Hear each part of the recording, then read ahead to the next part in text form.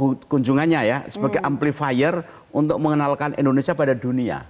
Kita itu lelah dengan hiruk pikuk politik yang penuh dengan konflik, yang marah, kecewa gitu.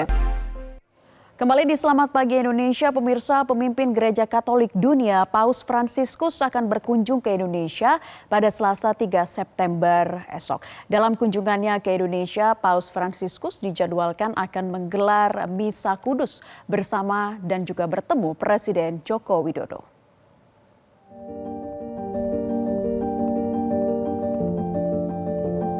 Mengawali tur apostolik ke sejumlah negara di Asia Tenggara, Paus Fransiskus memilih Indonesia sebagai negara pertama yang dikunjungi.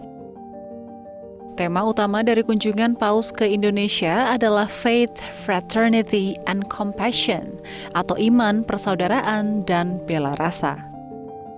Sedangkan ke Indonesia tidak ada misi khusus selain misi kemanusiaan, misi persaudaraan.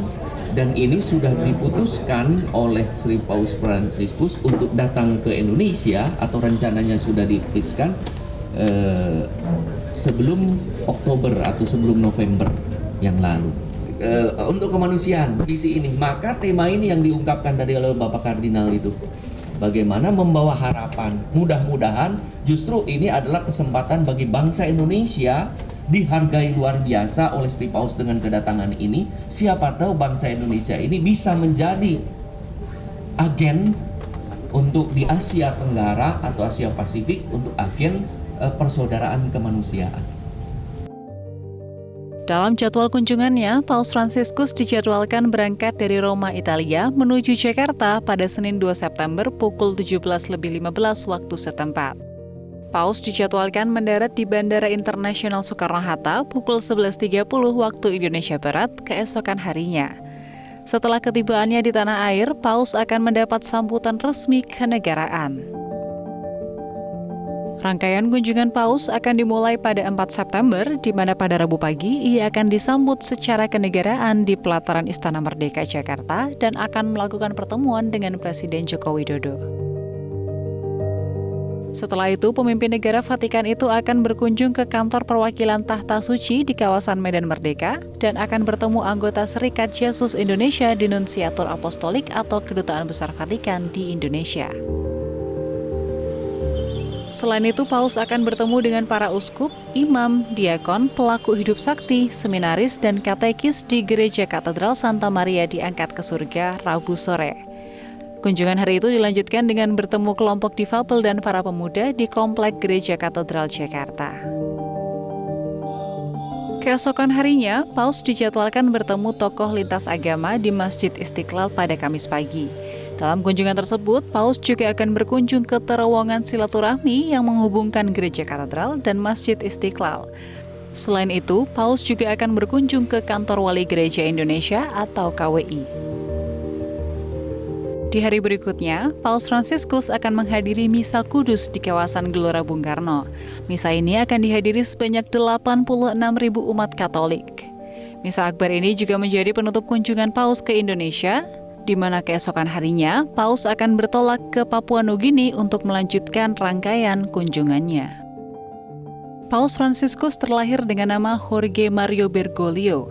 Pemimpin tertinggi Gereja Katolik sedunia itu lahir di Buenos Aires, Argentina, 17 September 1936. Paus Fransiskus merupakan Paus Gereja Katolik ke-266 yang terpilih pada konklav kepausan 13 Maret 2013.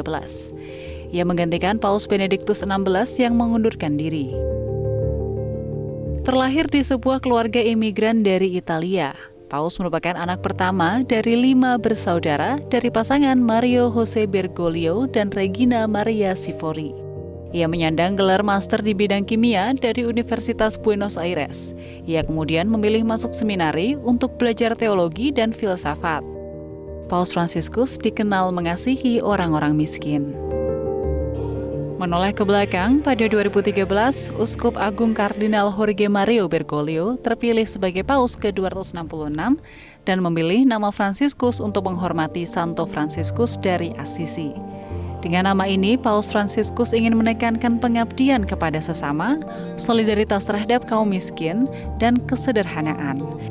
Ia ingin menjadi paus milik rakyat yang berpihak pada yang tersisih. Tim Liputan Metro TV. Pemimpin umat Katolik Paus Fransiskus akan mengunjungi Indonesia pada 3 hingga 6 September 2024. Sejumlah isu penting akan dibawa seperti kemanusiaan dan lingkungan. Kondisi Indonesia yang multi etnis juga menjadi alasan kunjungan kali ini. Apa arti penting kedatangan Paus Fransiskus ke Indonesia dan bagaimana Indonesia harus memaknai kunjungan Paus Fransiskus ke tanah air? Kita akan membahasnya pemirsa dengan Imam Diocesan yang juga Ketua Komunikasi Sosial Keuskupan Agung Jakarta Romo Renaldo Antoni Haryanto dan juga cendekiawan Muslim Profesor Komarudin Hidayat. Selamat pagi Romo Aldo. Selamat pagi. Selamat pagi Prof Komarudin. Selamat pagi. Terima kasih untuk waktunya telah bergabung di kesempatan Selamat Pagi Indonesia karena sebentar lagi kita akan kedatangan Paus Fransiskus ke tanah air. Sebelum kita membahas sejumlah tema dan juga memaknai tema kedatangan Paus Fransiskus kali ini, kita ingin tahu dulu nih Romo Aldo terkait dengan sejumlah persiapannya, itu seperti apa untuk menyambut kedatangannya? Iya, persiapannya sudah hampir final semua. Kemarin sudah rapat terakhir panitia inti, lalu hari ini sudah checking semua. Ya. Panitia ini sudah dibentuk oleh konferensi wali gereja sudah berbulan-bulan yang lalu dan sudah kontak dengan berbagai pihak yang diajak untuk kolaborasi dan kerjasama. Ya. Karena ada banyak tempat yang akan beliau Paus Fransiskus akan datangi.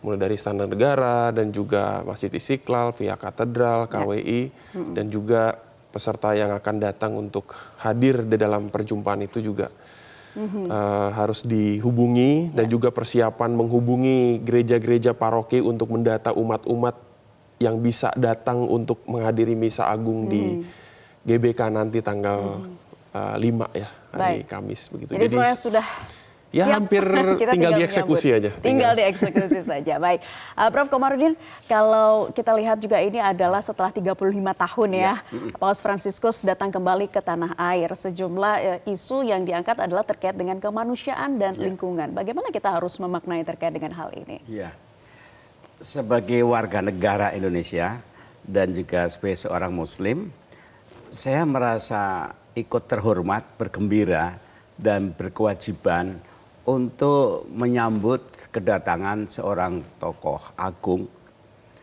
yang mewakili hampir 2 miliar umat Katolik sedunia, yang beliau ini dikenal sebagai seorang humanis, senang perdamaian, terbuka, inklusif.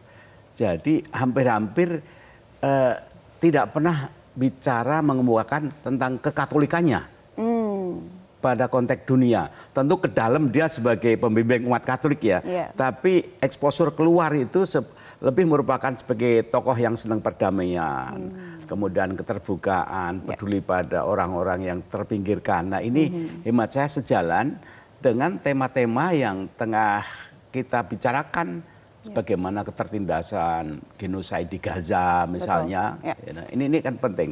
Yang kedua, kehadiran Sri Paus Fransiskus ini bagi saya menarik sebagai penyejuk situasi ketika kita itu lelah dengan hiruk pikuk politik yang penuh dengan konflik, yang marah, kecewa gitu. Nah, beliau datang sebagai orang yang memberikan vibrasi yang lebih manusiawi, yang damai, welas asih gitu. Ini bagi saya bagus bagi Indonesia. Yang ketiga, kami harapkan ini juga merupakan Indonesia menjadi kunjungannya ya sebagai amplifier untuk mengenalkan Indonesia pada dunia. Bahwa Indonesia itu rukun, damai, hubungan antara agama begitu baik. Sehingga kunjungan Paus ini seakan-akan sebagai amplifier yang ikut menciptakan resonansi pada dunia. Lihat Indonesia, dunia lihatlah loh kami orang Indonesia itu damai gitu. Baik, jadi sebetulnya atas kunjungan atau rencana kunjungan sebelumnya yang sempat tertunda begitu ya. Sekarang sepertinya momennya bertepatan ya untuk kemudian bisa memberikan misi perdamaian lagi untuk situasi di dunia maupun di Indonesia itu sendiri ya. Kalau bahasa anak Genzi, ini semesta mendukung. Semestakung. Mestakung. Betul. Baik. Nah, kembali lagi ke Romo. Tadi kita pengen tahu juga dong rangkaian agendanya di Romo dari mulai 3 sampai dengan 6 September begitu ya, sampai dengan penutupan. Bisa disampaikan lagi apa yang menjadi poin-poin kunjungan kali ini, akan berkunjung kemana saja dan menjadi pembeda dari kunjungan sebelumnya? Iya, Pak Fransiskus rencana akan berangkat sore ini waktu Roma, lalu akan sampai di Indonesia besok siang ya, tanggal 3 siang akan disambut oleh beberapa orang yang sudah ditentukan di airport ya. Media juga akan meliput di sana dan akan langsung menuju ke Nunciatura untuk beristirahat ya, perjalanan yang jauh ya. Paus Fransiskus ini usianya udah 87 tahun ya. Opa-opa dari Roma mau datang ke sini gitu ya, dengan kondisi fisik yang pasti terbatas juga karena dia harus di kursi roda dan lututnya juga kondisinya tidak baik juga ya. Tapi dia masih mau datang, lalu besoknya langsung pertemuan dengan Bapak Presiden dan stafnya semua, menteri-menteri di Istana Negara sampai siang, lalu akan ada perjumpaan dengan teman-teman dari kongregasi Yesuit juga di Nunciatura, lalu sore akan berjumpa dengan para uskup, para imam, para suster, bruder, seminaris, katekis, semua pewarta-pewarta yang di gereja Katolik. Semua acara di katedral dilanjut dengan berjumpa dengan teman-teman anak-anak sekolah ya, di bawah organisasi Scholas Occurrentes di Geraha Pemuda. Itu aja yang hari kedua tanggal 4, lalu tanggal 5 beliau akan mengawali rangkaian kunjungan di Masjid Istiqlal. Perjumpaan dengan para tokoh agama, ada interreligious meeting di sana. Lalu ada penandatanganan deklarasi juga rencananya. Dan ya pokoknya nanti lihat bagaimana. Jadi bukan hanya Misa Akbar yang disoroti pada 5 September. Misa Akbar itu gong terakhir. Gongnya misa, kami menyebutnya Misa Agung. Ya. Betul, tetapi juga ada kunjungan ke Masjid Istiqlal. Betul, nah, nanti Masjid ini Istiqlal akan kita maknai lagi, Prof. Komarudin, lebih lanjut mengenai misi perdamaian dari Paus Fransiskus, bukan hanya untuk dunia, tapi juga untuk Indonesia. Kami masih akan membahasnya untuk Anda pemirsa. Sesaat lagi, tetap di Selamat Pagi Indonesia.